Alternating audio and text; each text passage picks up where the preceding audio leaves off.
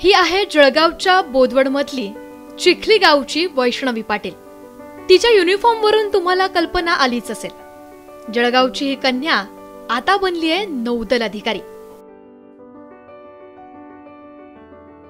वडील रिक्षा चालक तर आई आशा वर्कर, त्यामुळे घरची परिस्थिती तशी जेमतेमच। पण या परिस्थितीतही वैष्णवीनं अत्यंत चिकाटीनं अभ्यास करत नौदल अधिकारी होण्यापर्यंतची मजल मारली आहे। 11वी 12वी नंतर एक हे असतं की आपण नंतर काय करावं, कोणी डॉक्टर, कोणी इंजिनियर, कोणी मेडिकल फील्डमध्ये जातो। तर मला एक दिवस आठवतो की आम्ही 11वीत असताना आमच्या कॉलेजमध्ये एक हे आले होते, म्हणजे पूर्ण हे नेव्हीचे।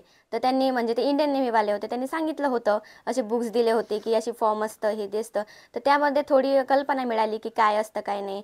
तर मला म्हणजे ते खूप आवडलं। आणि मैत्रीण लहानपणापासून आपण बघत आलेलो, आपल्या देशावर हल्ले होतात, आपल्या आर्मीचे सैनिक आपल्या दिवस रात आपल्यासाठी रक्षण करतात। सो मला पण वाटलं की आपण पण आपल्या देशासाठी काहीतरी करावं। पाटील दाम्पत्याची वैष्णवी ही एकुलती एक मुलगी, पण त्यांनी मुलगा आणि मुलगी असा कोणताही भेदभाव केला नाही। उलट आपल्या मुलीला चांगलं शिकवलं आणि त्याचं फळ आज तिच्या या यशातून दिसतंय।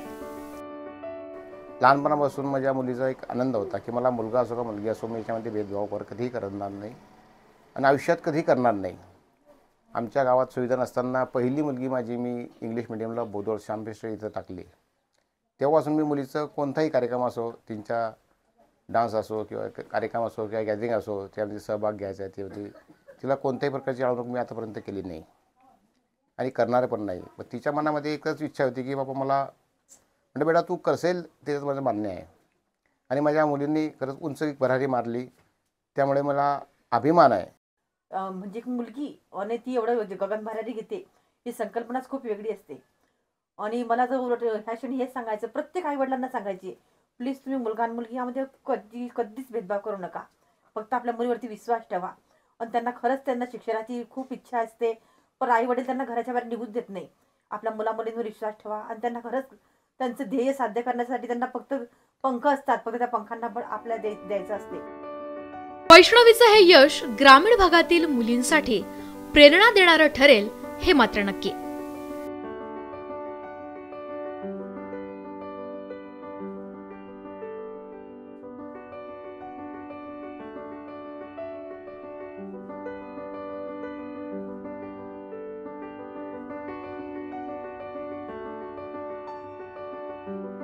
इम्तियाज अहमद सह bureau report, news 18 Lokmat, Bodwad Jalgaon.